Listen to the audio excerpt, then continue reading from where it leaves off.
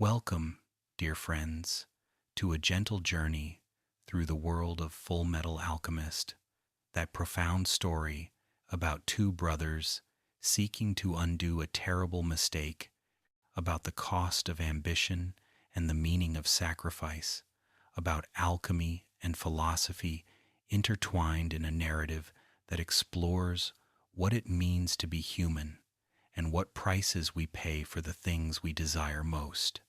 Tonight, we will explore 100 facts about this remarkable series, both the 2003 adaptation and Brotherhood's faithful retelling of Hiromu Arakawa's manga, told not with the intensity of the original story's dramatic moments, but with calm appreciation for its themes of redemption, family, and the understanding that every gain requires loss and every choice carries consequences we must accept. If you enjoy this peaceful exploration of Fullmetal Alchemist, please consider subscribing and share with me in the comments where you're watching from tonight and what your favorite character or moment from the series is. I love hearing from fellow fans around the world, so settle in, close your eyes when ready, and let us explore the Elric brothers' journey together. Fact 1. The law of equivalent exchange states that to obtain something, something of equal value must be lost, serving as both the fundamental principle of alchemy and the philosophical foundation of Fullmetal Alchemist's entire narrative. This concept extends beyond literal alchemy into moral and emotional territory, suggesting that nothing in life comes without cost, and that every choice requires sacrifice. The series explores how characters interpret and apply this law differently, with some using it to justify their actions while others discover its limitations when confronted with things that cannot be measured or exchanged. Ultimately, the story questions whether equivalent exchange truly governs all things, or whether some values transcend any system of transaction. Fact 2. Alchemy in Fullmetal Alchemist is presented as a science, rather than magic, governed by consistent laws and requiring deep understanding of matter's composition and structure to transmute one substance into another. Alchemists must understand the atomic and molecular makeup of materials they wish to transform, drawing transmutation circles that focus their energy and intent into reshaping matter according to their will. The process involves 3 stages: comprehension of the material's structure, deconstruction of that structure, and reconstruction into a new form, all guided by the alchemist's knowledge and the geometric patterns of their transmutation circle. This scientific grounding makes alchemy feel plausible within the story's world, while maintaining its fantastical elements. Fact 3. Human transmutation is absolutely forbidden in alchemy, considered the ultimate taboo, because attempting to create or resurrect human life inevitably fails and results in terrible consequences for those who dare try.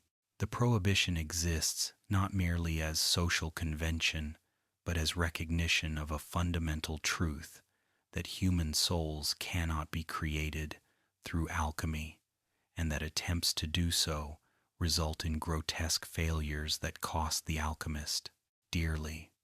Those who attempt human transmutation are brought before truth, a mysterious entity that extracts payment proportional to the transgression, often taking body parts or abilities as the price for seeing what should not be seen.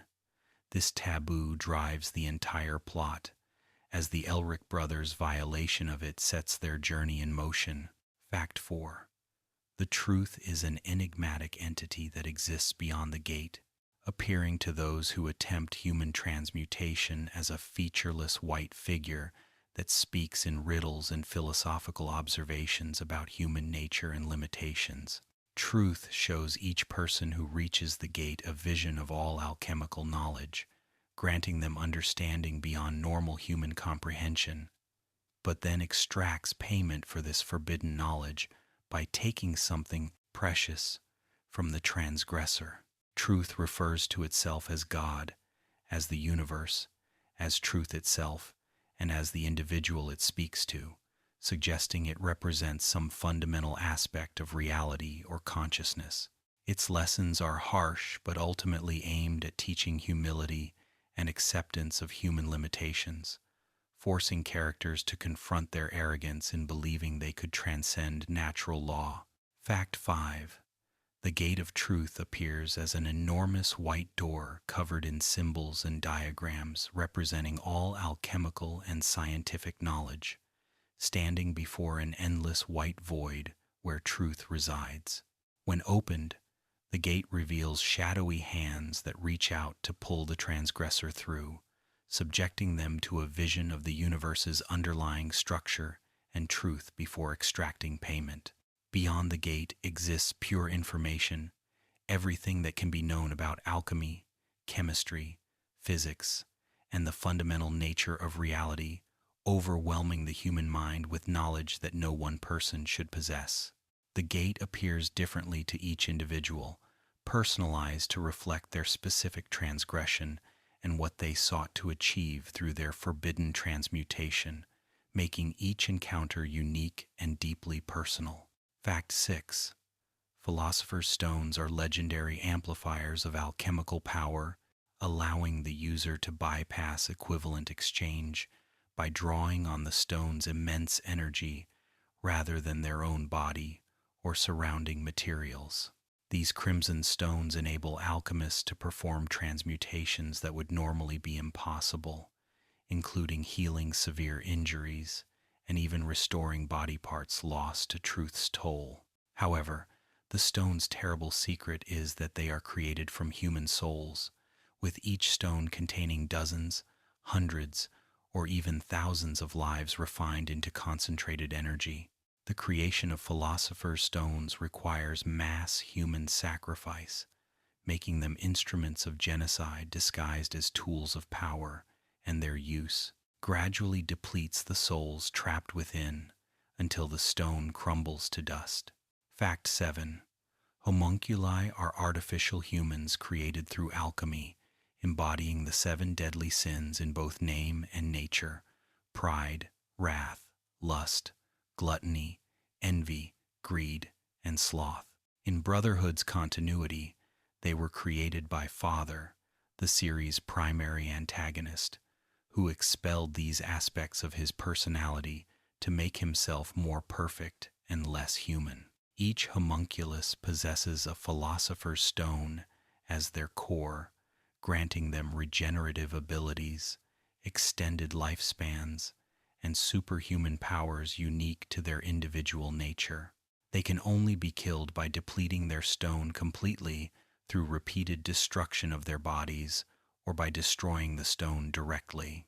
The homunculi serve Father's plan while embodying philosophical questions about human nature, sin, and whether one can truly separate oneself from emotions considered weaknesses. Fact 8. 2 distinct anime adaptations of Fullmetal Alchemist exist, each offering different interpretations of the story and diverging significantly in their later portions and conclusions. The 2003 adaptation began while the manga was still being published, following the source material initially but then creating an original storyline when it overtook Arakawa's work. Fullmetal Alchemist Brotherhood, produced in 2009 to 2010, faithfully adapts the complete manga from beginning to end, telling the story as Arakawa intended with minimal deviation. Both versions have merit. The 2003 series offers a darker, more melancholic exploration of themes, with a bittersweet ending, while Brotherhood provides epic scope and a more traditionally hopeful conclusion while maintaining philosophical depth throughout its narrative. Fact 9. Hiromu Arakawa created the Fullmetal Alchemist manga based partially on her experiences growing up on a dairy farm in Hokkaido, bringing agricultural knowledge and respect for rural life into a fantasy narrative about alchemy and military intrigue. Her background informed the series' grounded portrayal of ordinary people struggling with extraordinary circumstances, and her understanding of livestock and farming appears in the story's realistic depiction of how societies function and sustain themselves. Arakawa deliberately drew herself as a cow in author notes and omake sketches, maintaining anonymity about her gender initially, since Hiromu is a masculine name, and readers assumed the author of this action-oriented series must be male. Her female perspective enriches the narrative with strong, complex female characters who are competent without being sexualized. Fact 10. Sin and redemption form the thematic heart of Fullmetal Alchemist, with nearly every major character bearing guilt for past actions and seeking some form of atonement through their choices in the present. The Elric brothers carry the sin of attempting human transmutation. Mustang bears responsibility for his actions during the Ishval War. Scar struggles with his quest for revenge against his people's genocide, and even antagonists like Greed question their nature and choices. The series suggests that redemption comes not through erasing past sins, but through accepting responsibility and choosing to act better going forward despite the pain of remembering. This focus on growth through acknowledging mistakes creates a mature narrative about moral complexity rather than simple good versus evil. Fact 11. Equivalent exchange extends beyond alchemy into the series' moral philosophy, suggesting that fair exchange should govern all interactions and that balance must be maintained in all things. Characters quote this principle constantly.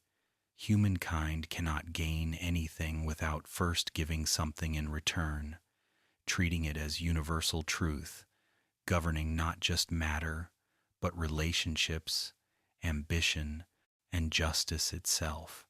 However, the series gradually reveals this principle's limitations, showing that some things like love and friendship cannot be measured or exchanged, that life does not always provide fair return for sacrifice, and that believing in absolute equivalent exchange can prevent understanding of gifts freely given. This evolution from certainty about equivalent exchange to recognition of its inadequacy for explaining human experience mirrors the character's growth from naive idealism to mature understanding. Fact 12.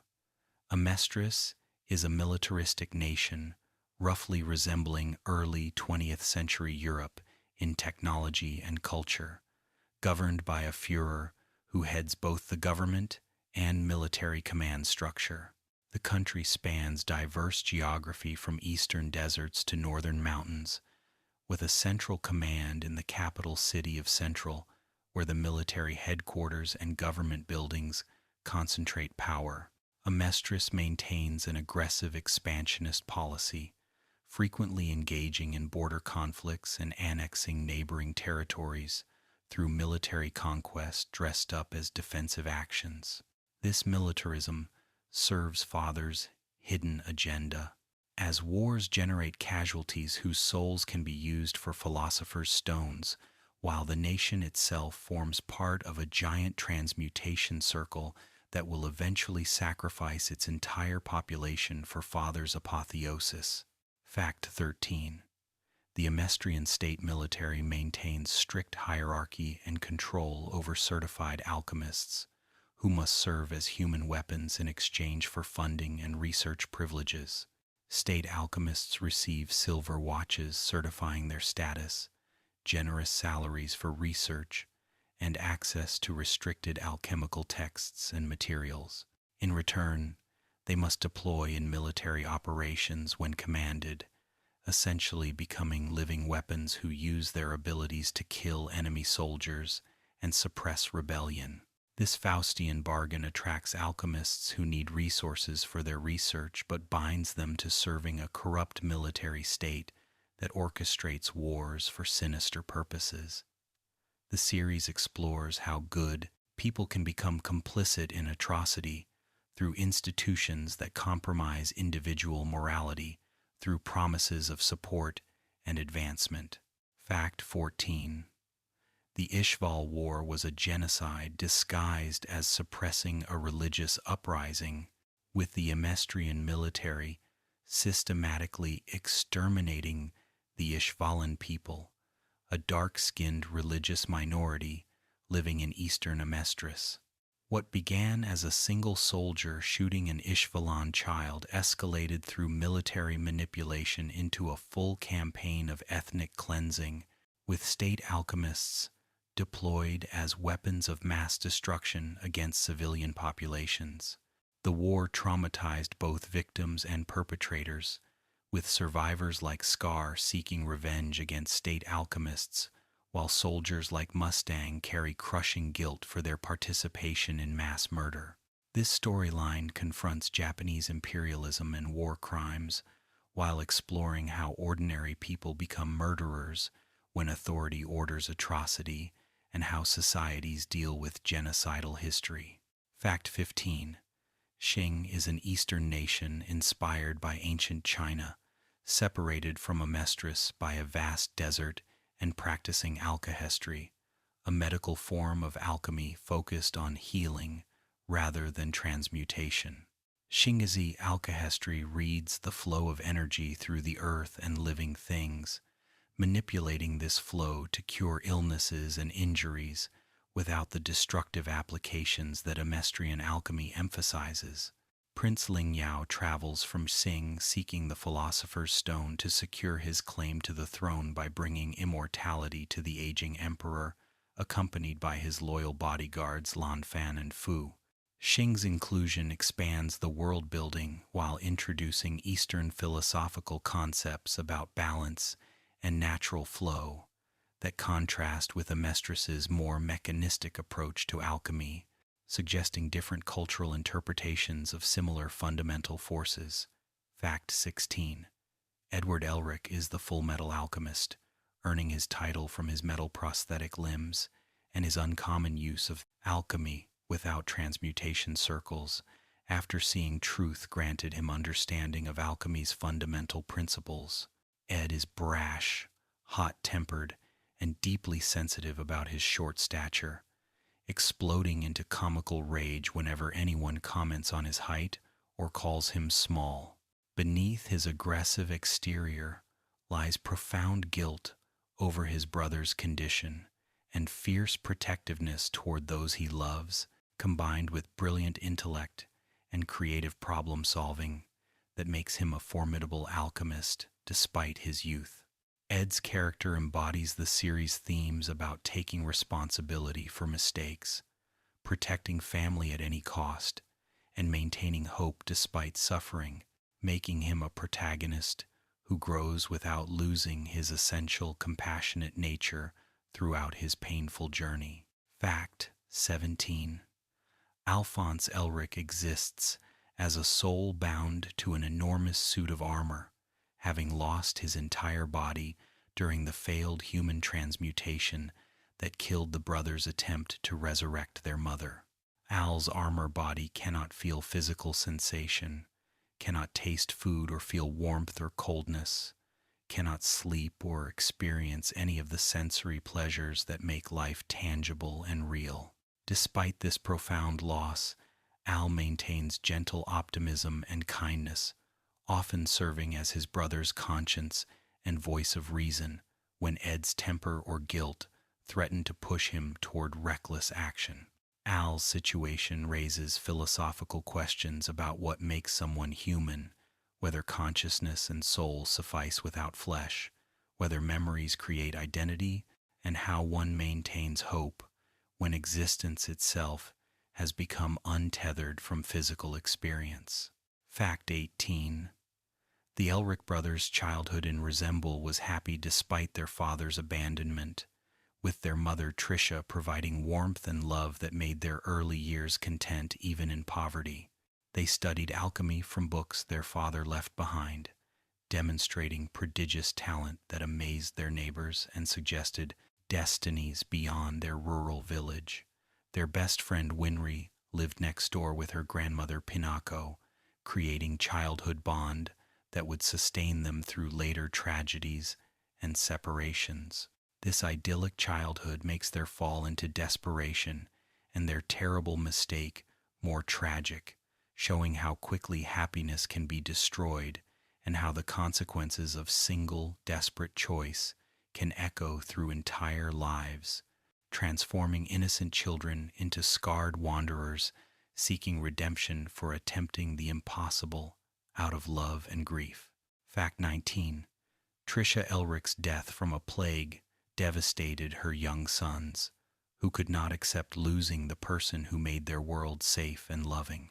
Her gentle nature and unconditional love for her children made her death unbearable for Edward and Alphonse, who had already been abandoned by their father and now lost their mother as well. Trisha's final words telling her sons that being their mother made her happy would haunt them, as they later attempted human transmutation specifically to resurrect her and restore their family's broken happiness. Her memory becomes complicated when they eventually see what their transmutation actually created, forcing them to confront whether they really could have brought back the person they loved, or whether they only created a mockery that shared nothing with their mother except physical resemblance. Fact 20. The failed human transmutation occurred when Edward, age 11, and Alphonse, age 10, attempted to resurrect their mother using alchemy, believing their skill sufficient to overcome death itself through equivalent exchange. They gathered materials matching a human body's chemical composition, drew an elaborate transmutation circle, and poured their energy and desperate hope into bringing Trisha back. The transmutation failed catastrophically, creating something that resembled their mother only in the most horrific sense, a twisted, barely living thing that died within moments of its creation. The rebound from attempting this forbidden act tore Edward and Alphonse apart physically and spiritually, dragging them before truth to pay for their arrogance in believing they could reverse death's absolute claim. Fact 21. Edward lost his left leg to truth during the failed transmutation, payment for attempting to resurrect his mother, and seeing the alchemical knowledge beyond the gate. The sudden loss of his leg left him bleeding and in agony, but even greater horror came from seeing what their transmutation had created, a thing that was not their mother, that should never have existed, that proved their sin's futility.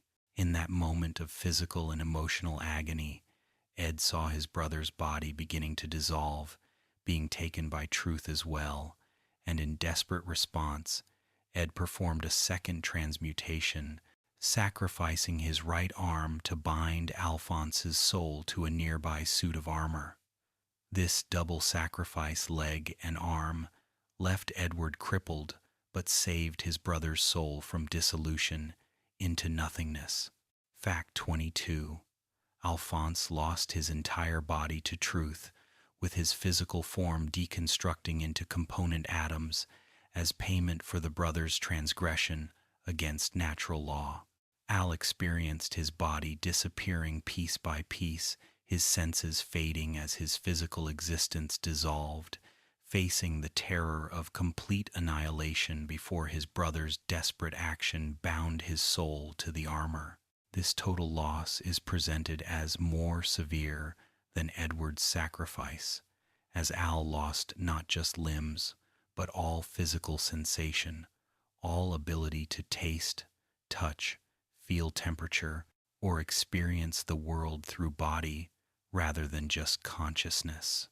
The armor becomes Al's entire existence, a hollow shell that protects his soul but cannot provide any of the sensory experiences that make life rich and tangible, creating isolation even within crowds. Fact 23. The armor that serves as Alphonse's vessel is a large suit of medieval plate armor that stood in the Elric family home, decorated with a distinctive crest and towering over most normal humans.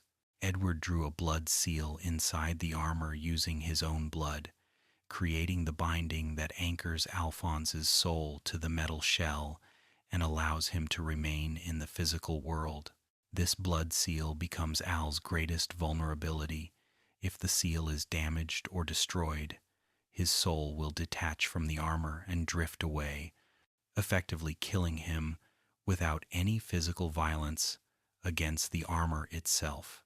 The armor's emptiness is emphasized visually, with shots showing the hollow interior and reminding viewers that no flesh, no organs, no living tissue exists within, just consciousness bound to metal through alchemical symbols drawn in blood. Fact 24. The Elric brothers' journey begins with Edward's recovery from his injuries and the attachment of automale prosthetics to replace his lost limbs, followed by their decision to become state alchemists to gain access to research that might restore their bodies. At ages 12 and 11 respectively, the brothers left Rezembul after burning down their childhood home to symbolize their commitment to moving forward without retreat or safety net to return to if their quest failed. They traveled to Central City where Edward took the state alchemist examination, becoming the youngest state alchemist in history at age 12 and earning the title Fullmetal Alchemist for his steel prosthetics. Their journey would take them across Amestris searching for the Philosopher's Stone, the legendary item they believed could bypass equivalent exchange and restore what they had lost. Fact 25. Automale is sophisticated prosthetic technology connecting mechanical limbs directly to the patient's nervous system through surgery that attaches the automale's nerve connectors to remaining nerve endings in the residual limb. This connection allows the user to control the automale prosthetic as naturally as their original limb, translating nerve signals into mechanical movement and providing limited sensory feedback through pressure sensors. However, automale installation is extremely painful, requiring the patient to be conscious during the procedure so the surgeon can calibrate the nerve connections properly, and the maintenance process of adjusting and repairing the prosthetics causes significant discomfort. Ed's automale limbs become iconic to his character, representing both his loss and his determination to continue despite physical disability, refusing to be defined or limited by what he sacrificed. Fact 26. Winry Rockbell is the Elric brothers' childhood friend who becomes Edward's automale mechanic, maintaining and repairing his prosthetic limbs with skill inherited from her grandmother Pinako, a renowned automale engineer. Winry's parents were doctors who died during the Ishval War while treating wounded regardless of their nationality, leaving her orphaned and raised by her grandmother alongside the Elric brothers, who had also lost parents. Her relationship with the Elrics is complex. She cares for them as family while feeling anger over their dangerous lifestyle that constantly damages the automale she works so hard to create and maintain. Winry represents home and normalcy for the brothers, a connection to their past and a future beyond their quest, someone who loves them without needing them to accomplish anything or atone for anything. Fact 27. Rezembul is a small rural town in eastern Amestris where the Elric brothers and Winry grew up, characterized by pastoral landscapes, sheep farming, and the slow pace of agricultural life far from military politics and urban dangers. The town represents innocence and peace in the narrative, a place where life continues in simple rhythms despite the horrors occurring elsewhere in Amestris.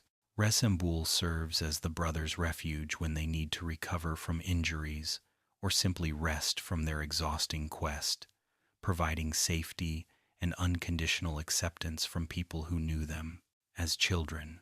However, Rezembul also carries painful memories of their mother's death and their terrible mistake, making every return both comforting and haunted by guilt over how they destroyed their childhood innocence.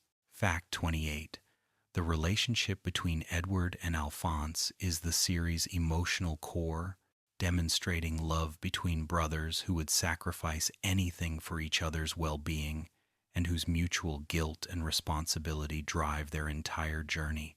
They work together with perfect synchronization in combat, fight without serious conflict despite stress and danger, and support each other's spirits when despair threatens to overwhelm their hope. Each brother carries guilt over the other's suffering. Ed blames himself for Al losing his body, while Al recognizes that Ed lost limbs trying to save him from complete dissolution. This mutual guilt could be destructive, but instead it strengthens their bond, making them absolutely devoted to restoring each other, regardless of personal cost, willing to sacrifice their own goals if doing so would help their brother. Fact 29. Edward's height complex provides comic relief while revealing his insecurity about being stunted in growth due to his body's resources going toward maintaining his automail rather than normal adolescent development. He explodes into furious rants whenever anyone calls him small, short, tiny, or suggests he's younger than he actually is, with these outbursts contrasting humorously with his normally competent and mature behavior. The comedy serves to humanize Ed and provide levity in an otherwise serious story, but the complex also reflects his deeper insecurities about his body, his disability, and whether he can truly be whole again, given everything he has lost and sacrificed. Alphonse's patience with Ed's height rants demonstrates the brothers' dynamics, with Al calmly managing his brother's temper. Fact 30.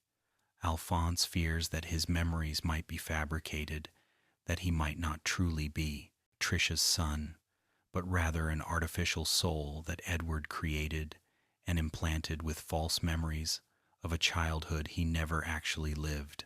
This existential terror emerges from Al's inability to feel physical sensation or verify his own existence through sensory experience, making him question whether consciousness without flesh is truly human or merely a convincing simulation. The series explores these fears seriously rather than dismissing them, examining philosophical questions about identity, memory, and what makes someone real versus what makes someone believe they are real. Edward's furious rejection of these doubts and his insistence that Al is absolutely his true brother provides emotional reassurance, while the narrative gradually confirms that Al's soul is genuine. Fact 31. Father is the primary antagonist of Fullmetal Alchemist Brotherhood, an ancient homunculus who orchestrated Amestris's entire history to create circumstances for his plan to consume God and become a perfect being transcending all limitations. Father appears as a distinguished older man with golden eyes and a presence that commands absolute obedience from his homunculus children. But his true form is that of the dwarf in the flask, a formless entity given shape through consuming philosopher's stones and human lives. He created the homunculi by extracting aspects of his personality he considered weaknesses: pride, wrath, lust, gluttony, envy, greed, and sloth, believing that removing these human elements would make him more perfect and godlike. His plan spanned centuries, manipulating Amestris's founding and development toward the moment when the entire nation would become a sacrifice for his transcendence. Fact 32. Pride, also known as Selim Bradley, is the oldest and most powerful of the homunculi, masquerading as the adopted son of King Bradley, while actually being Father's first creation and most loyal servant. Pride appears as a cheerful young boy with innocent manners that hide his true nature as a sadistic entity who delights in cruelty and considers humans as beneath his notice except as tools or prey. His ability to manipulate shadows as weapons and extensions of his consciousness makes him nearly invincible in darkness, with his shadow tendrils capable of piercing bodies, destroying matter, and consuming other homunculi to absorb their powers. Pride embodies the sin that refuses to acknowledge equals or superiors, that believes oneself above all moral law and judgment, that cannot conceive of being wrong or defeated, because his identity rests entirely on superiority over all other beings. Fact 33. Wrath, known as King Bradley, leads Amestris as its Führer, while hiding his nature as a homunculus, created through forced injection of a philosopher's stone into a human child, chosen through brutal trials. Unlike other homunculi, Bradley retains human elements, including the ability to age and the experience of genuine human emotions, making him more complex than his purely artificial siblings. His ability, the ultimate eye, allows him to predict enemy movements and find weaknesses in any defense, making him nearly unbeatable in combat despite lacking regenerative abilities and possessing only a single soul rather than a philosopher's stone. Bradley represents power that maintains itself through absolute force, the dictator who rules through fear and overwhelming personal strength, embodying wrath that has been refined and controlled into surgical violence. Fact 34. Lust is one of the first homunculi the Elric brothers encounter directly, appearing as a seductive woman with the ability to extend her fingers into razor-sharp lances that can pierce any material and destroy anything she touches. Despite her name and appearance, Lust shows little actual lustful behavior, instead displaying cold efficiency and complete loyalty to Father's plan, while harboring subtle doubts about whether homunculi truly lack souls or human potential. Her death comes relatively early in Brotherhood's narrative at Mustang's hands, with her body burned repeatedly until her philosopher's stone depletes completely and she crumbles to ash. Her final moments suggest regret and recognition that she might have desired something more than serving Father's plan, giving her tragedy despite her role as antagonist and murderer of several sympathetic characters. Fact 35. Gluttony is a childlike homunculus with an insatiable appetite that extends beyond food to consuming anything, people, objects, entire structures through a mouth that never fills no matter how much he devours. Inside gluttony exists a failed gate of truth, an artificial portal that Father created in attempting to manufacture his own gateway to ultimate knowledge, resulting in a pocket dimension of swirling blood where anything gluttony consumes is destroyed. Gluttony's simple nature and emotional attachment to lust humanize him slightly, showing that even artificial beings can form bonds and experience grief when those they care about are destroyed. His death comes when pride consumes him to regenerate damage and gain gluttony's abilities, demonstrating how Father and his creations view each other as resources rather than individuals, how even within their artificial family loyalty extends only as far as usefulness persists. Fact 36. Envy is a shape-shifting homunculus capable of taking any human or animal form, using this ability to infiltrate, manipulate, and destroy human relationships through impersonation and deception. Envy triggered the Ishval War by shape-shifting into a soldier and shooting an Ishvalan child, then framing the incident to appear as deliberate military action, creating the spark that ignited genocide.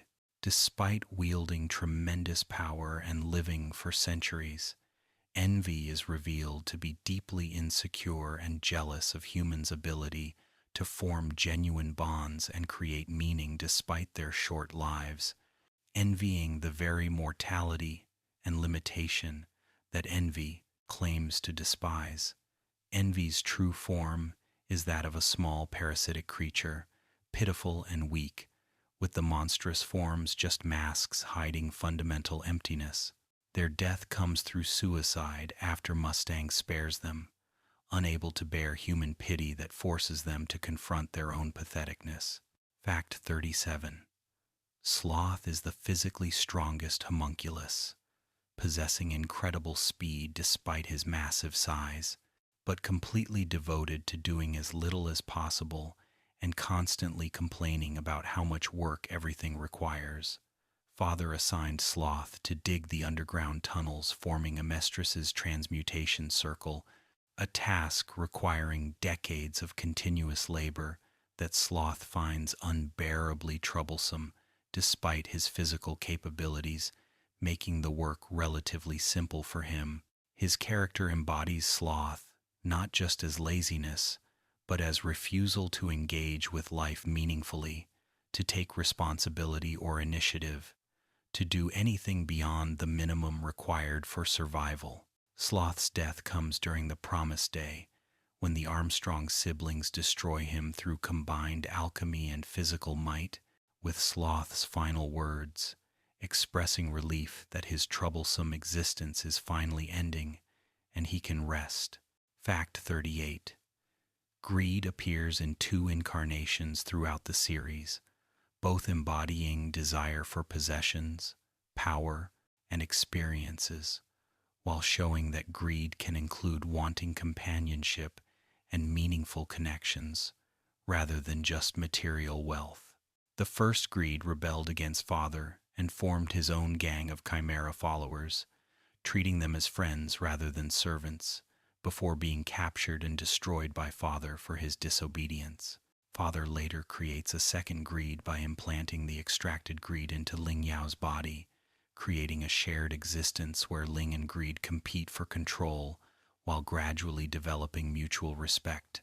The second greed eventually rebels like his predecessor, recognizing that true greed means wanting things that Father's plan and would destroy, choosing loyalty to friends over loyalty to his creator in final battle against Father. Fact 39. Homunculi are created when Father extracts aspects of himself and gives them form through Philosopher's stones, making them artificial beings who share Father's memories and serve his goals while embodying specific sins that Father wished to purge from his nature. Each homunculus has regenerative abilities powered by the souls within their Philosopher's stones, healing from wounds that would kill humans by expending souls until their stone is depleted. They bear Ouroboros tattoos somewhere on their bodies, marking them as Father's creations, and they generally view humans as inferior creatures whose only value lies in serving Father's plan. The homunculi represent Father's rejection of his humanity, his attempt to achieve perfection by dividing himself into pure components, not recognizing that humanity's strength comes from integration of light and shadow, rather than from eliminating traits deemed weaknesses or sins. Fact 40. The Philosopher's Stone, serving as each homunculus's core, contains thousands of souls refined into concentrated power, giving them abilities far beyond human limits and allowing them to regenerate from any injury by sacrificing some of the lives contained within their stones. These stones appear as dark red crystals visible when the homunculi are injured, glowing with malevolent light that reveals their inhuman nature. The number of souls determines how much damage a homunculus can regenerate. From homunculi with larger stones can survive being blown apart multiple times, while those with depleted stones become vulnerable to permanent death from injuries that earlier would have been trivial. This reliance on Philosopher's stones means that every homunculus's existence is built on mass murder, that their immortality requires consuming human lives, making them physically embodiments of the atrocities committed to create their power. Fact 41. Father's ultimate goal is to perform a nationwide transmutation using all of Amestris's population as sacrifice to open a portal to truth and consume the entity that humans call God, thereby becoming a perfect being with unlimited power and knowledge. Father engineered Amestris's founding and borders to form a massive transmutation circle, manipulated the country's wars to place philosophers' stone amplifiers at key points, and orchestrated historical events across centuries to create perfect conditions for the promised day when planetary alignment would provide the energy needed.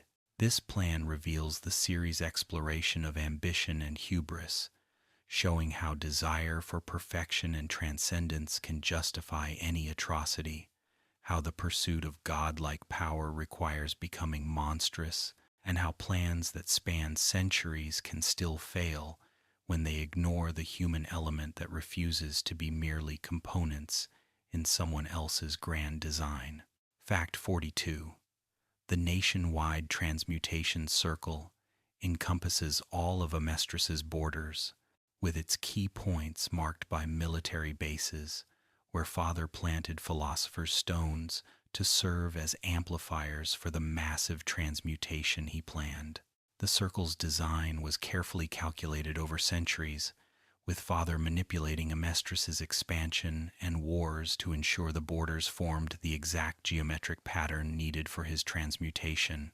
Citizens living their entire lives within this circle had no idea their nation's very shape was designed to facilitate their mass sacrifice, that every aspect of their country's geography and politics had been orchestrated by an ancient evil. The revelation of this circle transforms Amestris from a nation with normal historical development into a manufactured construct, showing how societies can be shaped by hidden forces, pursuing goals completely divorced from the welfare of the populations living within those societies. Fact 43. The promised day refers to the moment when planetary alignment would provide the astronomical energy needed for Father's transmutation, when all of his centuries of planning would culminate in the sacrifice of Amestris's entire population. Heroes and villains alike converge on Central City for this climactic confrontation, with Father activating the transmutation circle and killing millions of Amestrians instantly to fuel his ascension. The Promised Day battle represents the series' thematic climax, where all character arcs intersect and the consequences of centuries of manipulation come due, where heroes must fight not just against overwhelming power but against their own despair at failing to prevent such massive death. This event forces characters to confront whether their actions matter when atrocity occurs, despite their best efforts. Whether continuing to fight has meaning when catastrophe cannot be prevented, only potentially avenged or ended before becoming total extinction. Fact 44. Homunculi can be killed permanently by destroying their philosopher's stone cores completely, either through depleting all the souls, through repeated regeneration, or by destroying the stone directly with sufficient force or alchemical attack. Each homunculus requires different tactics to defeat based on their abilities. Pride must be fought in light to negate his shadows.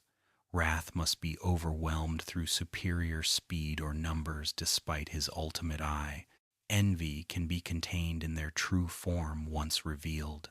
The difficulty of killing homunculi creates tension throughout the series, as characters must fight enemies who regenerate from seemingly fatal wounds and who possess centuries of experience and power far beyond normal humans.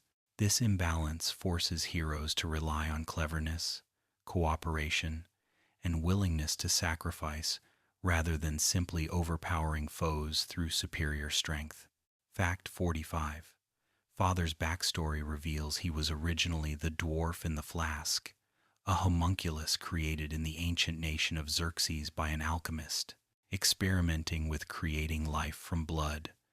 The dwarf befriended a slave named Van Hohenheim, who shared his blood, teaching him alchemy and learning about humanity through their conversations. The dwarf manipulated Xerxes' king into attempting a nationwide transmutation, supposedly granting immortality, but the circle actually sacrificed the entire population, millions of people, to create two immortal beings, the dwarf in the flask who would become father, and Hohenheim whose body was filled with half the souls from Xerxes' sacrifice. This origin explains Father's contempt for humanity and his desire for godhood, showing him as a being who never was truly human, but learned to mimic humanity while viewing humans as resources, who gained power through the ultimate betrayal of the one person who showed him friendship and who spent centuries planning to repeat and surpass his original atrocity on an even larger scale to achieve perfection he believed was his right. Fact 46. Roy Mustang is the flame alchemist, an ambitious state alchemist who dreams of becoming Führer to reform Amestris's corrupt military from within and create a government that serves its people rather than exploiting them. His flame alchemy uses transmutation circles on his gloves to manipulate oxygen concentration and create spark through friction, generating devastating explosions and fire attacks that earned him the title Hero of Ishval during the war, despite the horrific context that makes such heroism actually mass murder.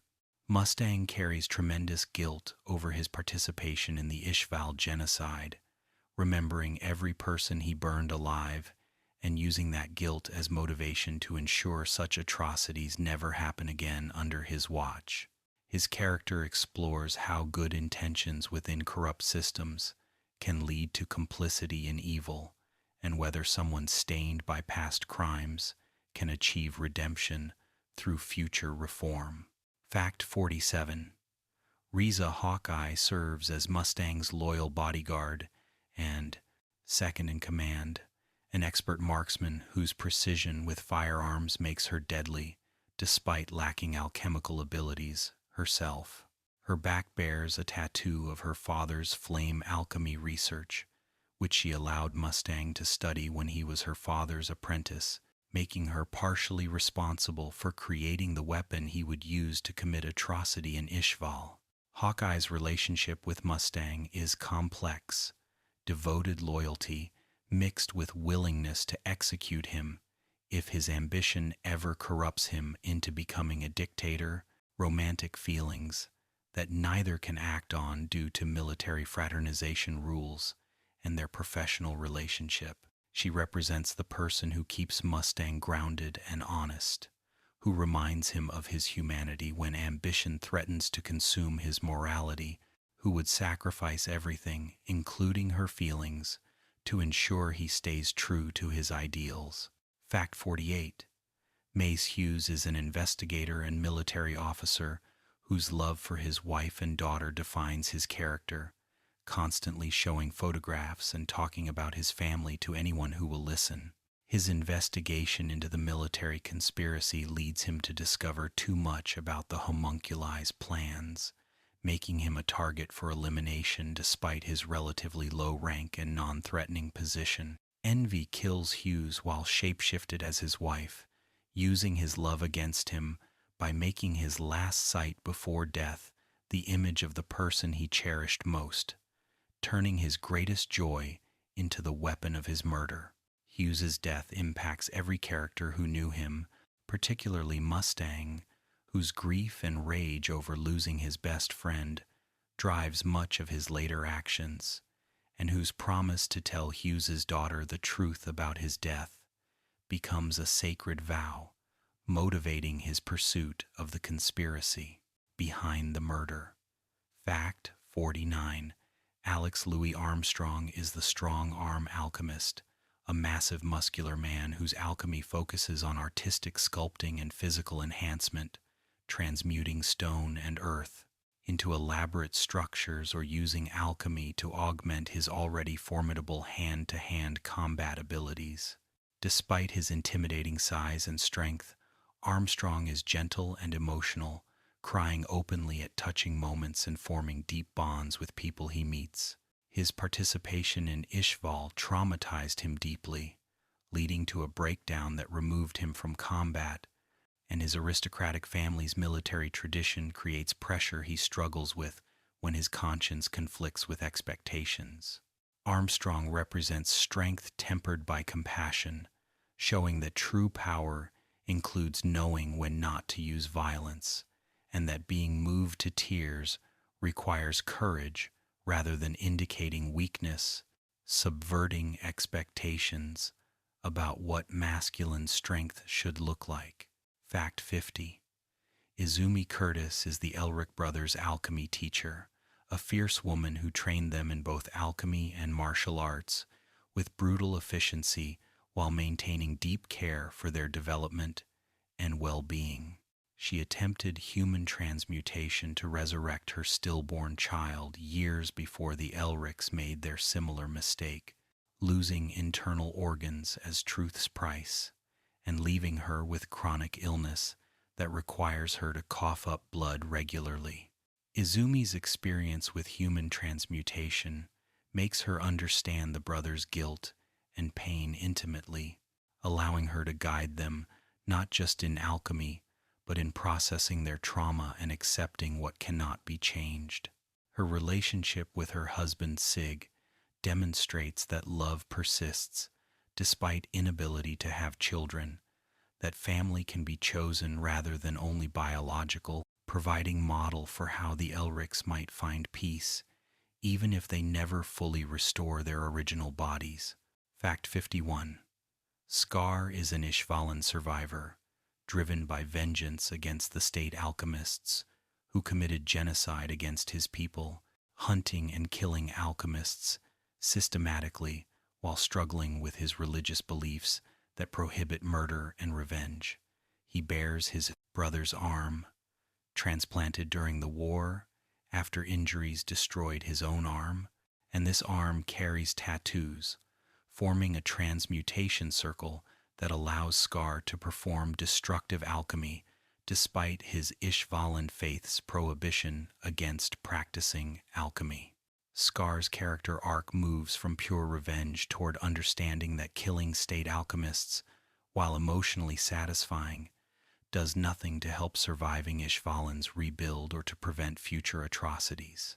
His eventual alliance with former enemies demonstrates the series' themes about breaking cycles of violence and choosing cooperation over vengeance, showing that justice might require setting aside personal satisfaction for broader goals of healing and prevention. Fact 52. Ling Yao is the 12th prince of Xing, traveling to Amestris seeking the philosopher's stone to bring immortality to his emperor and thereby secure his clan's position in Xing's succession politics. Ling's cheerful personality masks calculating intelligence and absolute devotion to his people, willing to sacrifice himself or make any deal necessary to protect his clan from the political purges that await unsuccessful candidates for succession. He voluntarily allows greed to possess him, sharing his body with a homunculus in exchange for power and inside knowledge of father's plans, gambling that he can maintain enough control to eventually use this possession to his advantage. Ling's willingness to share his body with greed creates a unique dynamic where two consciousnesses coexist and argue, gradually developing respect for each other despite their opposed natures and goals, showing that understanding can develop even between entities that should be natural enemies. Fact 53. Lan Fan serves as Ling Yao's bodyguard with fanatical devotion, willing to die or sacrifice anything to protect her prince and ensure his success in claiming the throne for their clan. When captured, she cuts off her own arm to escape from enemies holding her through. Automail prosthetic, demonstrating that her commitment to protecting Ling exceeds her attachment to her own body and well-being. Her relationship with Ling is complicated by class difference. She is a servant, sworn to protect royalty, yet Ling treats her as valued companion rather than disposable tool, creating tension between her duty to sacrifice herself and his desire to protect her as person he cares about. Lan Fan's character explores themes of loyalty, sacrifice, and whether devotion becomes unhealthy when it requires completely subordinating your own life and needs to another person's goals, regardless of what they actually want from you. Fact 54. Van Hohenheim is Edward and Alphonse's father, who abandoned them years before their mother's death, creating resentment and anger, especially in Edward, who cannot forgive this abandonment regardless of explanation. Hohenheim appears identical to how he looked centuries ago because he is immortal, his body infused with souls from Xerxes' destruction that constantly heal and sustain him despite his desire to age and die naturally. He carries crushing guilt over Xerxes' destruction, feeling responsible even though he was manipulated by the dwarf, who would become father, and he spent centuries planning to counter father's eventual attempt at nationwide transmutation. Hohenheim's immortality is portrayed as a curse rather than blessing. He has lived for hundreds of years, watching everyone he cares about age and die while he remains unchanged, unable to form lasting connections or live normal life, making his extended existence a punishment for surviving the atrocity that created his immortality. Fact 55. King Bradley appears to all of Amestris as their respected Führer, a strong leader who guides the nation through military conflicts with decisive action and martial prowess that makes him seem almost superhuman. The truth is that Bradley literally is superhuman. He is wrath, created through human experimentation, where philosophers' stones were forced into child subjects to create a homunculus that retained human elements, including the ability to age. Bradley's wife remains unaware of his true nature, and his affection for her appears genuine despite his homunculus nature, raising questions about whether emotions can be real even when the being experiencing them is artificial. His final battle on the Promised Day demonstrates his incredible skill even while dying from age and accumulated injuries, refusing to surrender or show weakness until the moment he finally falls, embodying wrath that burns itself out through sheer intensity of its own fury and pride. Fact 56. The chimeras working for greed are humans who were fused with animals through alchemical experimentation, creating hybrid beings with animal traits and abilities combined with human intelligence and emotion. These chimeras, including Beto, Dolcet, Roa, and Martel, were rejected by society and hunted as monsters before greed offered them protection and purpose, creating loyalty based on genuine gratitude rather than coercion or fear. Their relationship with greed demonstrates that even beings defined by sin can form meaningful connections, that a homunculus embodying avarice can want things beyond material possessions, including companionship and mutual respect. When Father kills the first greed and his chimera gang, their deaths are portrayed as tragic loss of found family, giving weight and meaning to characters who could have been dismissed as minor antagonists, but who instead represent possibilities for outcasts, creating their own communities based on acceptance. Fact 57. Tim Marco is a doctor and alchemist who created philosopher's stones for the military during the Ishval War, using Ishvalan prisoners as raw materials for stones that would be used to commit further atrocities against their people. His guilt over this participation in genocide drives him to desert the military and hide in a remote town, attempting to atone by working as a simple doctor, helping ordinary people, despite knowing that such small kindnesses cannot balance the scales for the thousands whose deaths he facilitated.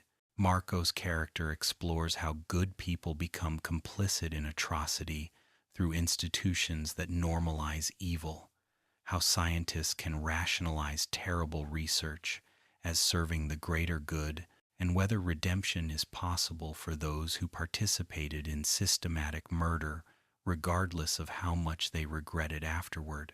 His eventual assistance to the heroes represents choosing to oppose the system he helped create, even when such opposition cannot undo past crimes. Fact 58. Solf J. Kimberly is a state alchemist, known as the Crimson Alchemist, who participated enthusiastically in the Ishval genocide, viewing destruction as beautiful and philosophical rather than tragic or wrong. Unlike other state alchemists, who carry guilt over their actions in Ishval, Kimberly feels no remorse, believing that he acted according to orders and that soldiers who kill when commanded bear no moral responsibility for following legitimate authority. His philosophy embraces contradiction and chaos, arguing that destruction and creation are equally valid expressions of existence, and that refusing to acknowledge one's capacity for evil is dishonest. Kimberly serves as ideological antagonist, whose coherent moral framework justifies atrocity without obvious logical flaws, forcing heroes to confront that they cannot simply dismiss evil as irrational but must instead choose good, while acknowledging that evil can be logical, coherent, and utterly wrong simultaneously. Fact 59.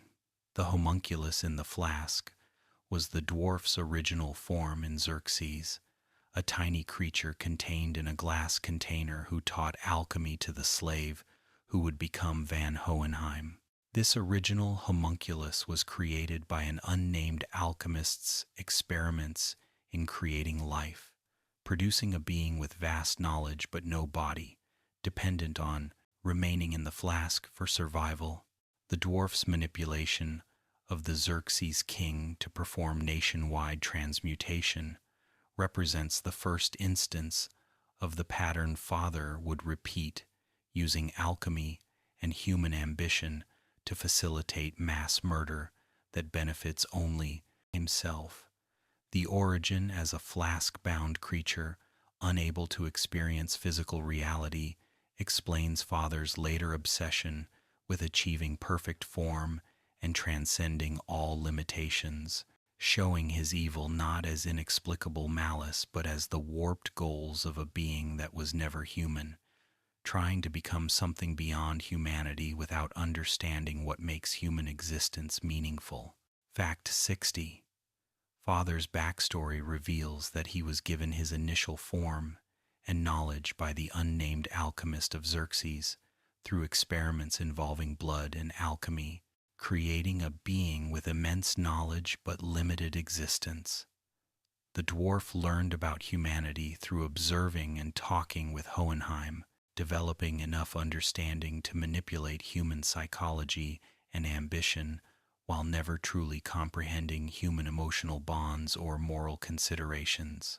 Father's subsequent creation of the homunculi by extracting aspects of himself represents his attempt to become more than human by removing what he perceived as human weaknesses, not recognizing that these emotions and limitations are what create meaning and connection, rather than being mere obstacles to perfection. His ultimate failure stems from this fundamental misunderstanding that godhood achieved through eliminating humanity leaves only emptiness, that transcendence without connection is just isolation with extra power, and that perfection without flaw is sterile and ultimately self-defeating when confronted by imperfect beings who fight with passion and purpose he can never possess. Fact 61. The fifth laboratory storyline introduces the Elric brothers to the dark truth about philosopher's stones and their creation from human souls, revealing that the military they now serve has been manufacturing these stones through systematic murder of prisoners and undesirable populations. The laboratory operated beneath Central City, hidden from public knowledge, where military alchemists conducted experiments on living humans to perfect the refinement process that converts human souls into concentrated power. This discovery forces Edward and Alphonse to confront that their goal of obtaining a philosopher's stone would require them to either use an object created through mass murder or to create one themselves through committing similar atrocities. The laboratory's revelation marks the point where the brothers can no longer maintain innocence about the systems they operate within, where their quest becomes complicated by moral implications they had not initially considered when they began seeking the legendary stone. Fact 62. Nina Tucker's tragedy represents one of anime's most devastating moments, where the state alchemist Sho Tucker transmutes his young daughter and her dog together to create a talking chimera, repeating the experiment that had previously used his wife to secure his state alchemist certification. The chimera that results can only speak a few words, including Ed, Ward. Recognizing the Elric brothers who had befriended Nina during their stay with Tucker, creating heartbreaking scene where innocent child has been transformed into something that should not exist. This incident demonstrates the depths to which desperate people will sink when facing loss of status and income, how ambition and self-preservation can override parental love and basic morality, and how alchemy without ethical constraints becomes tool for creating suffering rather than knowledge. Nina's fate haunts Edward throughout the series, representing the ultimate violation of natural law and reminding him that some transmutations create horrors that cannot be undone or justified, regardless of the alchemist's circumstances. Fact 63. Barry the Chopper was a serial killer whose soul was bound to a suit of armor by military alchemists, experimenting with soul-binding techniques similar to what Edward used to save Alphonse, creating a parallel that disturbs Al deeply. Barry's existence as a soul in armor who retained his memories and personality proves to Alphonse that his own situation is real, that souls can persist in armor and maintain their identity, providing evidence against Al's fears about being an artificial creation with implanted memories. However, Barry's twisted personality and his delight in killing complicate this reassurance, showing that being real does not mean being good, or that consciousness in armor guarantees the person deserves that continued existence. Barry serves both as comic relief through his enthusiastic bloodlust and as serious exploration of identity, consciousness, and whether existence without original body changes fundamental nature or whether personality persists, regardless of physical form, that houses consciousness and memory. Fact 64. Laboratory 5's revelations about philosopher's stones being created from human souls force the Elric brothers to abandon their original plan of simply obtaining a stone to restore their bodies without considering the moral implications. They learn that each stone contains dozens, hundreds, or thousands of lives refined into power, that every use of a philosopher's stone consumes those trapped souls, and that the military has been systematically murdering people specifically to create these stones for state alchemists to use as weapons. This knowledge transforms their quest from straightforward retrieval mission into complex moral dilemma about whether their restoration justifies benefiting from atrocity, whether using a stone created by others' murder makes them complicit in those deaths, and whether any goal, even saving Alphonse's body, can justify accepting power built on genocide. The laboratory arc represents the brothers' loss of moral innocence, the point where they must acknowledge complicity in systems they served without fully understanding their true purposes. Fact 65. The Ishval War. Flashbacks reveal how the systematic genocide was orchestrated by the military leadership following orders from the homunculi, turning what should have been containment of isolated violence into a campaign of ethnic cleansing. State alchemists were deployed as weapons of mass destruction, using their abilities to slaughter Ishvalan civilians indiscriminately, while regular soldiers surrounded and eliminated survivors attempting to flee. The flashbacks show how Mustang, Hawkeye, Armstrong, and other sympathetic characters participated in these atrocities despite their moral objections, following orders because refusing would mean execution for treason, and because military hierarchy conditioned them to obey regardless of their personal feelings. These scenes explore how good people commit evil acts within institutional structures that normalize atrocity, how patriotism and duty can be manipulated to serve genocidal purposes, and how those who survive such participation carry guilt that shapes their entire subsequent lives and motivations. Fact 66. The Promised Day battle brings together all major characters for a climactic confrontation in Central City as Father activates the nationwide transmutation circle, instantly killing millions of Amestrians to fuel his attempt to consume God and achieve ultimate power. Heroes fight desperately against Father's homunculi children while trying to minimize civilian casualties and evacuate innocents from the combat zone, knowing that even victory cannot undo the millions already sacrificed. The battle demonstrates how all the series' plot threads converge: the Elric brothers' quest for redemption, Mustang's plan to reform the military, Scar's evolution from vengeance to protection, Hohenheim's centuries-long counterplan to stop Father, creating a finale where every character's arc reaches resolution through choices made under ultimate pressure. The Promised Day represents the series' thematic climax about sacrifice, cooperation, and whether human determination can overcome godlike power when that power is divorced from human connection and purpose beyond mere domination. Fact 67. Briggs Fortress is a military installation in the frozen northern mountains where soldiers under General Olivier Armstrong defend Amestris's border against the hostile nation of Drachma in conditions of perpetual cold and danger. Briggs operates under harsh pragmatism, where weakness means death, and soldiers must be absolutely competent to survive both the environment and regular border skirmishes with enemy forces. The fortress becomes strategically crucial when the heroes realize it sits at a key point in Father's transmutation circle, and that controlling Briggs could help disrupt the plan. Briggs represents military culture at its most brutal, but also most honest, unlike Central's political scheming and hidden atrocities.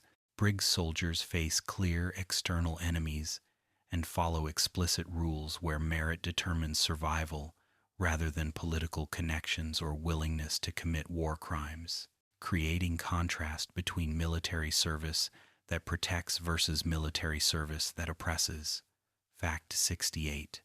Olivier Mira Armstrong commands Briggs with absolute authority, demanding perfection from her soldiers and showing no mercy to weakness, while maintaining fierce loyalty to those who prove themselves capable and brave.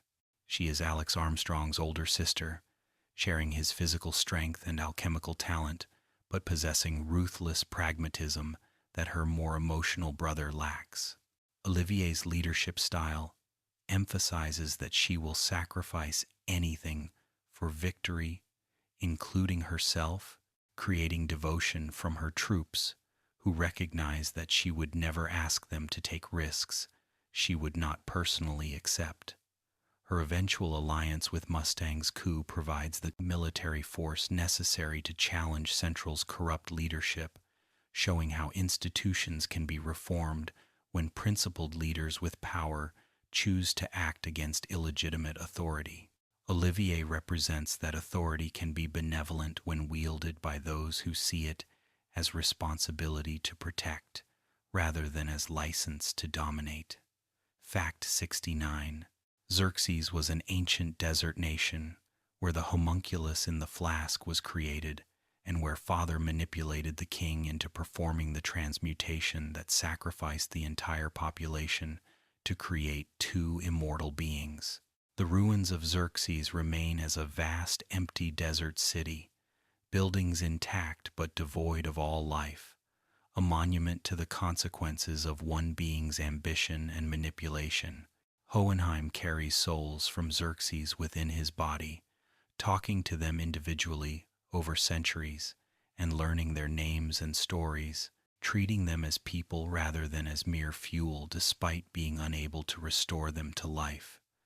Xerxes' destruction represents the pattern that Father would later attempt to repeat with Amestris, showing that his plan for godhood requires genocide on national scale, and that he views entire populations as acceptable sacrifices for his transcendence.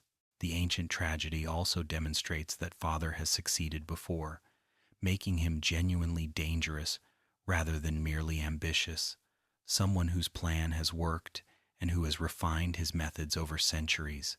Fact 70.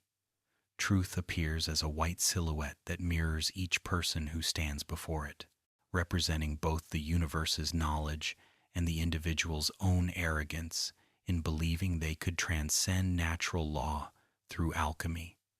Truth speaks in philosophical statements about human nature and limitation, taking payment from those who attempt human transmutation by claiming body parts that represent the person's specific sins or desires.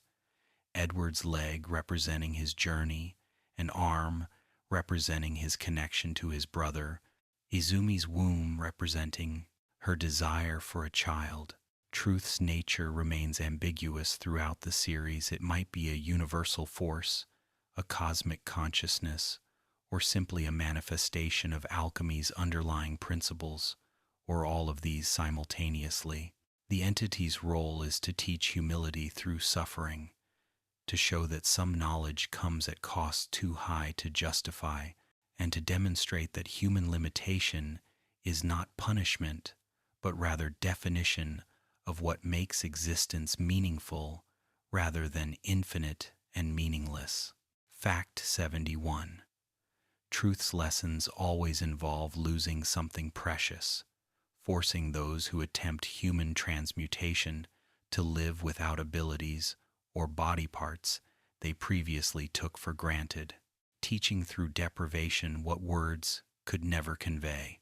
The payment is carefully calculated to be meaningful. Edward loses his ability to walk freely and to physically connect with others through touch. Izumi loses her capacity for the motherhood she desperately wanted. Alphonse loses his entire body and all physical sensation.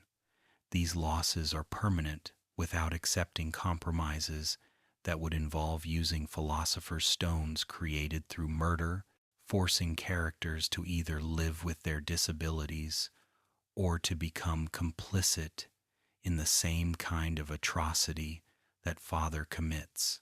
Truth's existence suggests a moral universe where transgression brings consequence, where trying to play God results in humbling reminder of humanity, and where wisdom comes through accepting that some things cannot be achieved or restored, regardless of how much knowledge or power one possesses. Fact 72. The final battle with Father, after he consumes God, demonstrates the ultimate futility of power without purpose, as Father's omnipotence proves unstable and ultimately self-defeating when confronted by humans who fight with passion he cannot understand. Father gains control over all matter and energy, becoming effectively the god of the physical universe, yet cannot overcome the combined efforts of humans who coordinate and sacrifice for each other. His perfect form begins degrading when Hohenheim's counter-transmutation activates, returning the Amestrian soul's father consumed to their bodies and weakening him by removing the vast power source he had just obtained. The battle becomes not just physical combat but philosophical confrontation, where Father's belief in transcendence through eliminating weakness is challenged by humans who prove that weakness accepted and worked with creates strength that isolated perfection cannot match. Father's defeat comes not through being overpowered, but through his fundamental misunderstanding of what gives existence meaning and what makes beings capable of true strength rather than merely possessing raw power. Fact 73. Edward's final sacrifice occurs when he gives up his ability to perform alchemy to retrieve Alphonse's body from truth, accepting permanent loss of the talent that defined him and that he used to survive countless dangers throughout their journey. This sacrifice represents Edward's complete character arc, from arrogant child who believed he could overcome any limitation through alchemical skill to mature person who recognizes that some things matter more than power or ability. By trading his alchemy, Ed proves that Alphonse's restoration is more important than his own capabilities, that family matters more than talent, and that he has learned truth's lesson about humility and accepting limitation. The sacrifice also demonstrates that equivalent exchange, properly understood, is not about equal value, but about giving up what you treasure most for what matters most, making choices that prioritize others, even when those choices permanently diminish your own capabilities and status in ways you can never recover. Fact 74. Alphonse's restoration comes with a twist. He has no memory of his time in the armor, having lost those years as payment for being returned to his body, creating bittersweet victory where he is physically whole but mentally has gaps covering his entire journey. This memory loss means Al does not remember the battles they fought, the people they met, the lessons they learned together, creating profound sadness that his brother cannot share their experiences even though they went through everything together. However, Edward's determination to help Al recover what was lost, to retell their story, and rebuild their relationship with new shared experiences, provides hope that memory loss need not mean losing connection. The restoration proves that getting what you want often comes with unexpected costs, that equivalent exchange operates even in apparent victories, and that restoration is never complete return to how things were, but rather transformation into new state that carries both gains and losses. Fact 75.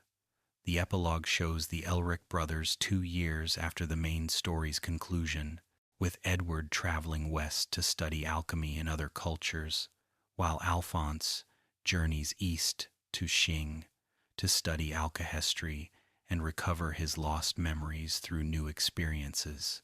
Their separation represents growth beyond codependency toward healthy independence, where they support each other while pursuing individual goals, rather than being bound entirely by their shared guilt and quest. Edward's romance with Winry develops into marriage, showing that he has built life beyond his quest and found purpose in relationships rather than just in pursuing restoration or redemption. The epilogue's hopeful tone demonstrates that trauma can be survived and that mistakes, even terrible ones, need not define entire lives when followed by genuine effort to grow and to build something positive from painful experiences. The ending suggests that equivalent exchange, properly understood, means that suffering can be transmuted into wisdom and that loss can eventually create space for different kinds of fulfillment. Fact 76. Equivalent exchange's deeper meaning evolves throughout the series from simple alchemical law to complex philosophical question about whether fair exchange truly governs existence or whether love and grace operate beyond transactional logic. The series repeatedly challenges the principle children do not earn their parents' love through equivalent exchange. Friends sacrifice for each other without expecting equal return, and the final restoration comes through choices that do not balance in any mathematical sense.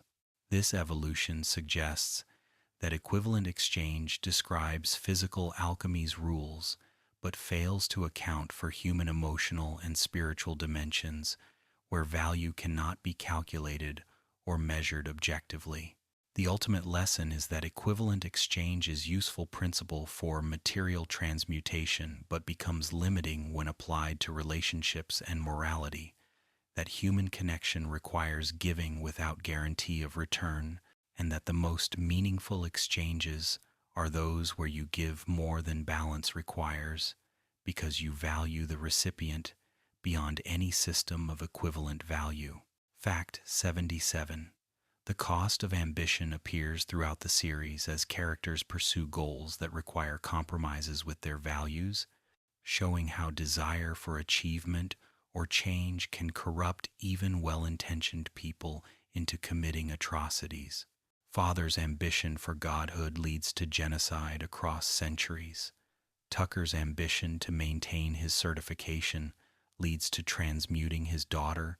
Mustang's ambition to reform the military requires participating in genocide during Ishval. The series does not suggest that ambition itself is wrong, but rather that ambition without moral constraints, without willingness to accept that some costs are too high, becomes monstrous, regardless of how noble the goals appear. Characters who navigate ambition successfully do so by maintaining principles that they refuse to violate, regardless of how much doing so would advance their goals, recognizing that achieving desired ends through immoral means corrupts both the achievement and the achiever into something that defeats the original purpose behind the ambition. Fact 78. Redemption through sacrifice appears as recurring theme, where characters atone for past mistakes, not through punishment, but through choosing to give up something valuable for others' benefit, without expectation of reward or recognition. Mustang seeks redemption for Ishval by pursuing reform that would prevent future genocides, even knowing he might be executed for his war crimes once truth becomes public. Scar moves from seeking revenge to protecting Ishvalan survivors, and eventually working with former enemies to stop greater evil. Hohenheim spends centuries planning to stop Father despite knowing the effort might kill him, and despite having no obligation to save a nation that did not exist when his guilt began. These redemptive arcs suggest that past sins can be balanced not through equivalent suffering, but through choosing to do better going forward. That guilt can motivate positive change rather than just self-destruction, and that redemption is available to anyone willing to sacrifice their own interests for others' well-being. Fact 79. Family bonds in Fullmetal Alchemist extend beyond biological relation to include chosen families formed through shared experience and mutual care, showing that family is defined by love and commitment rather than by blood. The Elric brothers' bond with Winry and Pinako creates family despite no blood relation. Mustang's team operates as found family more devoted than many biological families, and Greed's Chimera Gang demonstrates that even artificial beings and rejected experiments can form familial bonds. This expanded definition of family challenges the series' own emphasis on the brothers' biological bond, suggesting that while their blood relation matters, it is their choice to support each other rather than any inherent connection through shared genetics that makes their relationship meaningful. The theme demonstrates that family creates obligation to care, but that chosen families built on mutual respect and voluntary commitment can be stronger than biological families, where relation is accidental rather than chosen. Fact 80. Military corruption and war crimes receive unflinching examination through the series' portrayal of Ishval genocide, showing how institutional structures enable and normalize atrocities that individuals would resist if confronted with them directly rather than through military hierarchy. The military's orchestration of wars to create philosopher's stones reveals corruption at the highest levels, with generals and the Führer himself working to facilitate mass murder for the homunculi's benefit. State alchemists who participated in Ishval carry various levels of guilt. Some, like Mustang, actively regret their actions, while others, like Kimbley, feel no remorse, demonstrating different ways people process their complicity in systematic of evil. The series suggests that institutional evil persists because good people follow orders and because refusing would require sacrificing careers, safety, and lives, creating situations where moral action demands heroic courage, while immoral action requires only obedience to authority, making corruption systemically easier than resistance. Fact 81. Genocide and its aftermath appear through the Ishvalan storyline, exploring how ethnic cleansing affects both victims and perpetrators across generations, and how societies deal with their historical atrocities. Ishvalan survivors like Scar carry trauma and rage that drives them toward revenge, even when they recognize intellectually that vengeance will not restore what was lost or help their people rebuild. Soldiers who participated carry guilt that shapes their entire lives, with some like Mustang trying to reform systems that enabled genocide, while others, like Armstrong, withdraw from military service, unable to continue serving institutions that ordered mass murder.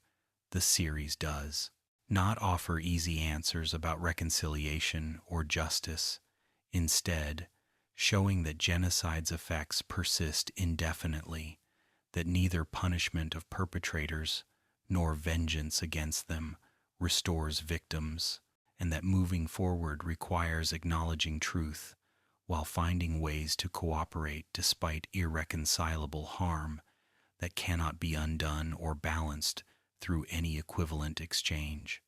Fact 82. Science versus morality appears as central tension, where characters debate whether knowledge should be pursued regardless of ethical implications, or whether moral considerations should limit scientific research and application. Tucker represents science without ethics, willing to experiment on his own family to advance research and maintain funding. Marco represents science that serves evil institutions, creating philosopher's stones despite knowing they required mass murder because he told himself the research was necessary. The series suggests that science without moral framework becomes tool for atrocity, that knowledge itself is neutral, but application requires ethical judgment, and that scientists cannot escape responsibility for how their work is used by claiming they were just pursuing knowledge. The resolution implies that science should serve human flourishing, rather than being pursued for its own sake, that researchers must consider implications and applications, rather than hiding behind claims of pure research, divorced from real-world consequences. Fact 83. Playing God consequences appear through every instance of human transmutation, showing that attempting to transcend natural law and create or resurrect human life invariably results in failure and terrible cost to those who make the attempt. The series argues that some boundaries exist for good reasons, that human limitation is not arbitrary cruelty, but rather necessary definition of what makes existence meaningful versus infinite and meaningless. Father's attempt to become God by consuming truth demonstrates that achieving omnipotence without wisdom or connection makes one weaker rather than stronger, that godhood achieved through eliminating humanity leaves only emptiness. The message is not that ambition is wrong, but rather that trying to transcend human limitation entirely misunderstands what makes life valuable, that accepting limitation and working within constraints creates meaning that unlimited power cannot provide, and that respecting boundaries you cannot change is wisdom rather than weakness. Fact 84. The value of human life receives constant examination through philosophers' stones created from human souls, forcing characters to weigh whether achieving their goals justifies using power built on murder of innocence.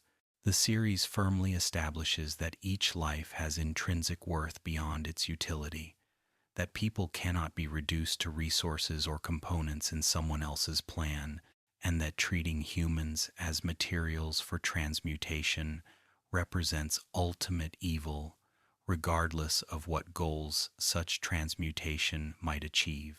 This principle is tested when characters must decide whether using existing philosophers' stones implicates them in the murders that created those stones, whether benefiting from past atrocities makes one complicit even if one did not commit those atrocities personally.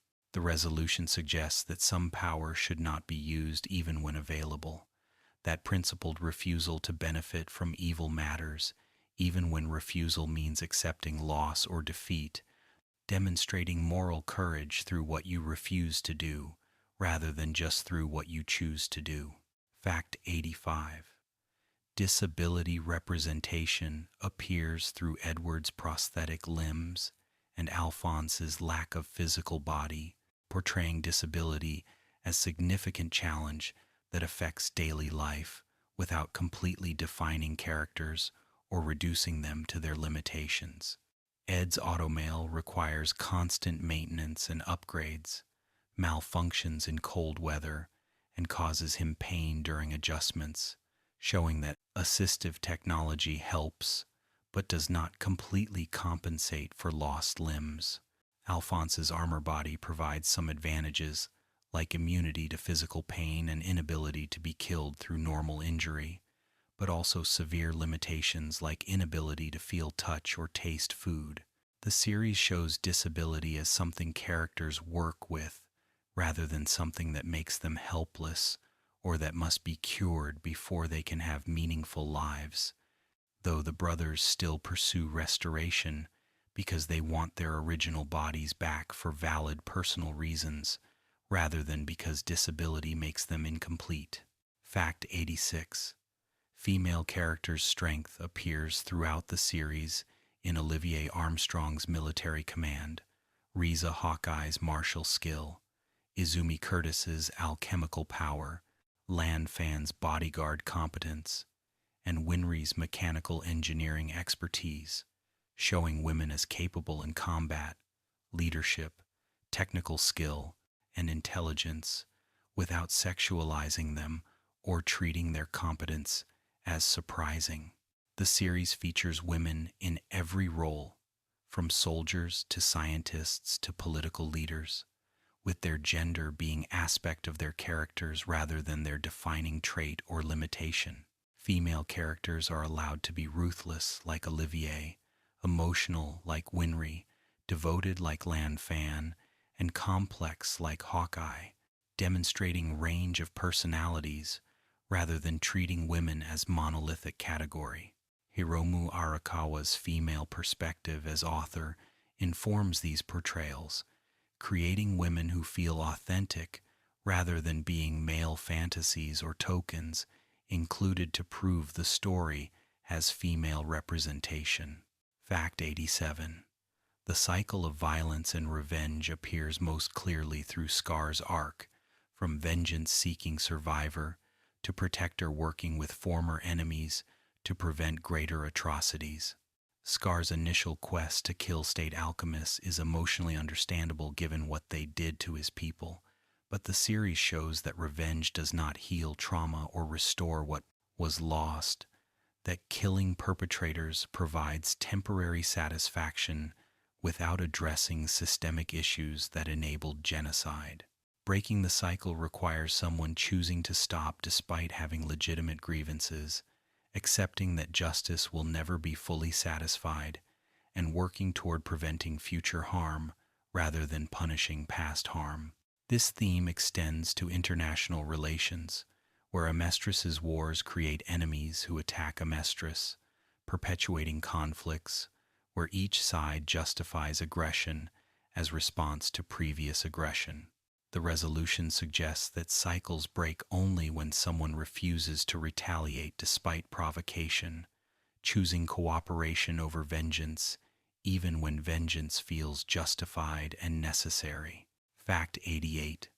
Hope despite darkness permeates the series' tone, showing terrible events and moral complexity while maintaining underlying optimism that people can choose goodness, that mistakes can lead to growth, and that tragedy need not be final word on any character's story. The Elric brothers maintain determination despite losing their bodies. Multiple characters work toward redemption despite carrying guilt for genocide, and even in the darkest moments, characters find reasons to continue fighting rather than surrendering to despair. This hope is not naive optimism that ignores suffering, but rather choice to believe that effort matters even when success is uncertain, that fighting for what is right has value regardless of whether victory is assured, and that meaning can be created through connection and purpose, even in a world marked by loss, cruelty, and seemingly insurmountable obstacles that would justify giving up entirely. Fact 89. Brotherhood versus blood relations appears as theme, questioning whether biological family creates stronger bonds than chosen families, formed through shared experience and conscious commitment to mutual care and support. The Elric brothers' bond is both biological and chosen. They are brothers by birth, but their relationship's strength comes from shared trauma and conscious choice to support each other rather than from genetics alone. Mustang's team, Greed's chimeras, and other found families demonstrate that non-biological relationships can be as strong or stronger than blood ties when based on genuine care rather than obligation. The series values both kinds of family, suggesting that biological relation creates initial connection, but that maintaining meaningful relationships requires active choice and effort regardless of whether people are related by blood, showing that family is verb as much as noun, something you do rather than just something you are born into. Fact 90.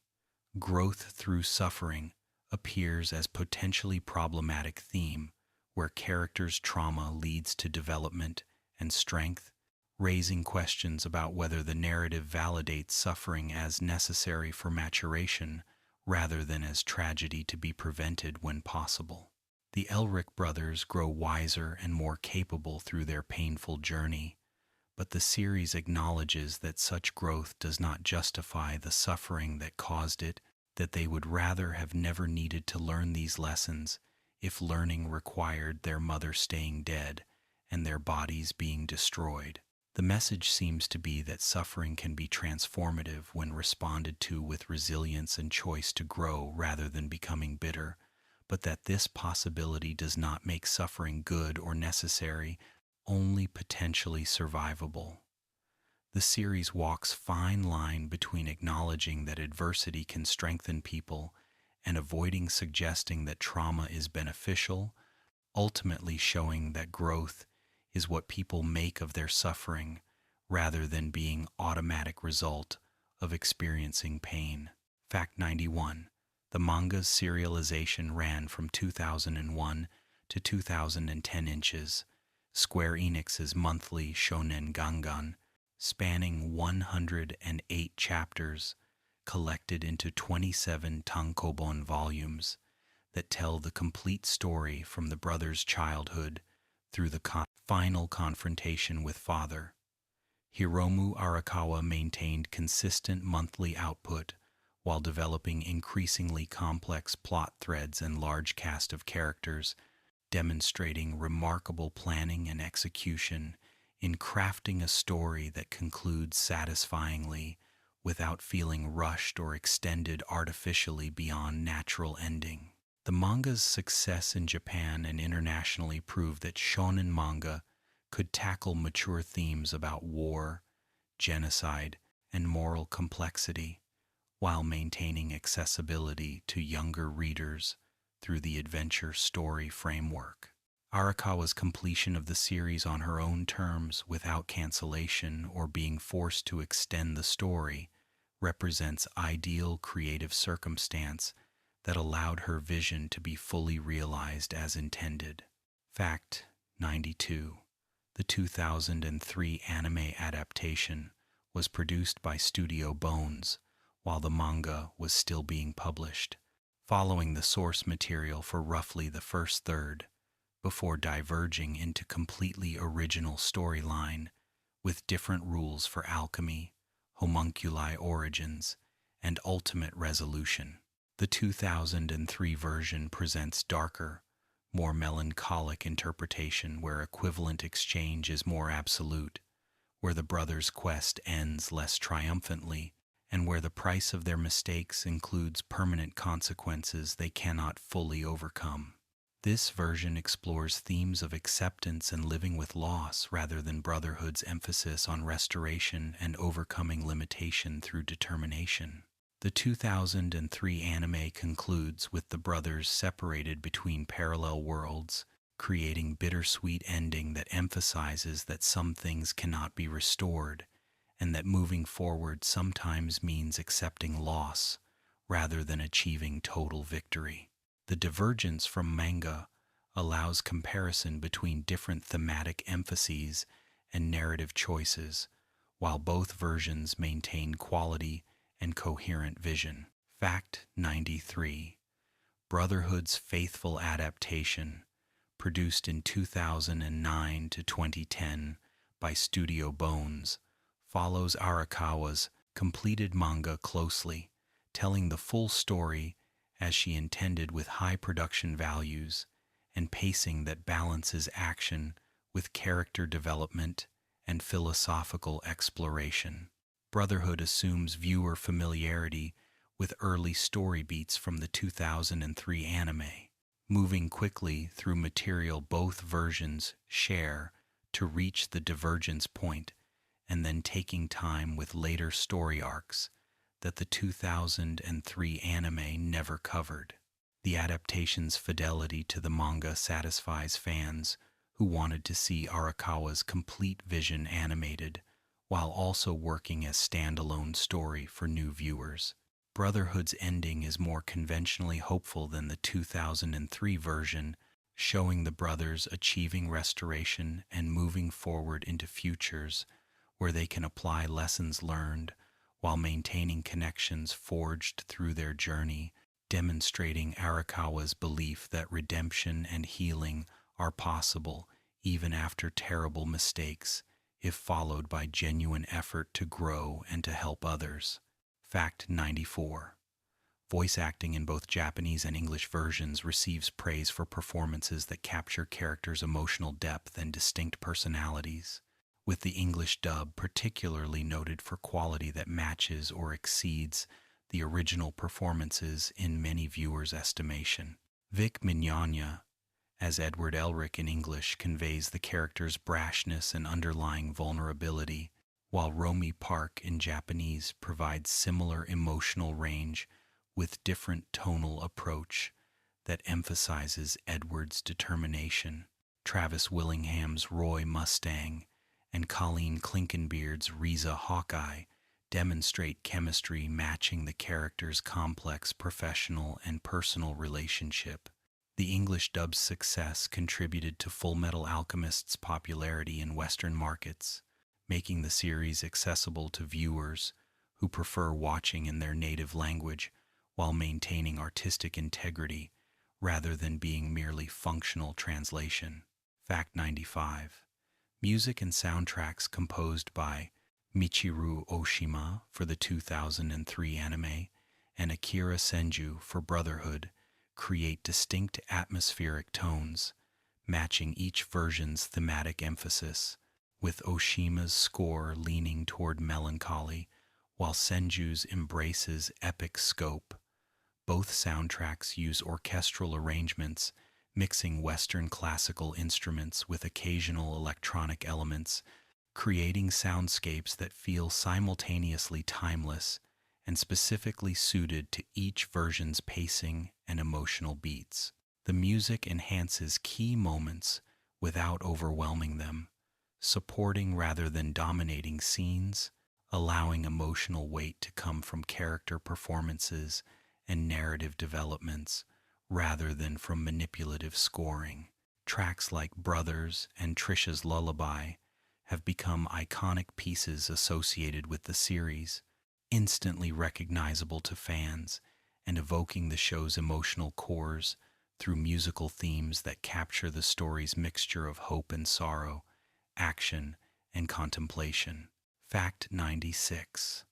Opening and ending themes across both anime versions range from rock to pop to ballads, featuring prominent Japanese artists and becoming hits independent of the shows, while also serving as perfect thematic accompaniment to the stories. Melissa by Porno Graffiti, as the 2003 anime's first opening, establishes energetic tone, while Ready Steady Go by Lark Tilda and Tilda CL for later episodes emphasizes action. Brotherhood's openings include Again by Yui and Period by Chemistry, both capturing the determination and emotional intensity driving the brothers' quest. The endings like Uso by SID and Let It Out by Miho Fukuhara provide reflective contrast to the opening's energy, allowing emotional space to process episodes' events. The diversity of musical styles across 10 different opening and ending combinations between both series demonstrates Fullmetal Alchemist's broad appeal and ability to resonate with various artistic interpretations while maintaining coherent identity. Fact 97. Cultural impact in Japan includes Fullmetal Alchemist becoming one of the best-selling manga of all time, with over 80 million copies sold, demonstrating its massive popularity and influence on subsequent manga and anime exploring similar themes about alchemy, equivalent exchange, and moral complexity. The series entered popular consciousness through quotable lines like, "Humankind cannot gain anything without first giving something in return," which became referenced in various contexts beyond the series itself. Fullmetal Alchemist proved that shonen manga could tackle mature themes including genocide, disability, and moral philosophy, while maintaining commercial success and broad appeal across age demographics. The series influenced how subsequent works approached world building, character development, and thematic exploration, raising expectations for narrative complexity and emotional sophistication in action-oriented manga and anime targeted at young male audiences. Fact 98. International popularity extended far beyond Japan, with Fullmetal Alchemist becoming gateway anime for many Western viewers who discovered through it that anime could offer sophisticated storytelling, rivaling any medium, rather than being merely children's cartoons or niche foreign entertainment. The series' themes about sacrifice, redemption, and moral complexity resonated across cultural boundaries, despite being rooted in specific Japanese historical and cultural contexts, demonstrating universal human concerns that transcended national origin. Brotherhood's placement on streaming services like Netflix introduced new generations to the series years after original broadcast, maintaining relevance and finding new audiences who discovered it through recommendation algorithms and word-of-mouth praise. The international success contributed to anime's growing mainstream acceptance in Western markets as legitimate storytelling medium, deserving of critical attention and capable of artistic achievement comparable to any nation's film or television production. Fact 99. Awards and recognition include Fullmetal Alchemist winning the Shogakukan Manga Award, being nominated for the Tezuka Osamu Cultural Prize, topping various Best Anime of All Time polls, and being praised by critics for narrative complexity and thematic depth. The series demonstrated that popular commercial success and artistic merit need not be mutually exclusive, that mass appeal and sophisticated exploration of difficult themes could coexist when creators maintained vision without compromising for perceived audience limitations. Academic attention to Fullmetal Alchemist includes papers analyzing its treatment of disability, genocide, and moral philosophy, validating the series as worthy of serious critical examination rather than being dismissed as mere entertainment. The recognition spans both fan communities and critical establishments, showing the series appeals across demographics and maintains quality that satisfies both casual viewers seeking exciting adventure and thoughtful audiences wanting substantial thematic exploration and emotional complexity. Fact 100. Why Fullmetal Alchemist resonates universally stems from its exploration of themes everyone confronts, dealing with irreversible mistakes, accepting limitations while striving to grow, balancing personal desires against moral principles, and finding meaning through relationships rather than through achievement or power alone. The series presents moral complexity without cynicism, showing terrible events and difficult choices while maintaining hope that people can choose goodness and that effort toward improvement matters, regardless of whether perfection is achievable. The Elric brothers' journey from arrogant children believing they could overcome any obstacle through cleverness to mature young men who understand that some things cannot be fixed, but that life continues beyond mistakes resonates with viewers' own experiences of growth through adversity.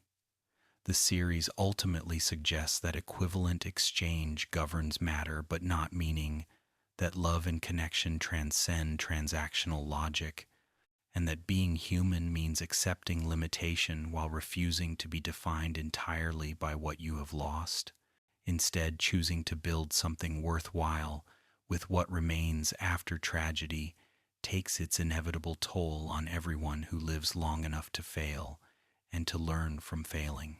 And so we conclude our complete journey through Fullmetal Alchemist's profound and complex world, having explored 100 facts about the Elric brothers' quest for redemption, alchemy's rules and philosophy, the homunculi's plan to sacrifice a nation, the major story arcs that test every character's principles and resolve, and the themes that make this story resonate across cultures and generations. We have witnessed how Hiromu Arakawa crafted a narrative that balances exciting adventure with philosophical depth, that explores genocide and war crimes alongside hope and redemption, that presents disability with nuance while showing characters who refuse to be defined by their limitations, and that asks difficult questions about justice, power, and what prices are too high to pay for even the most desired goals.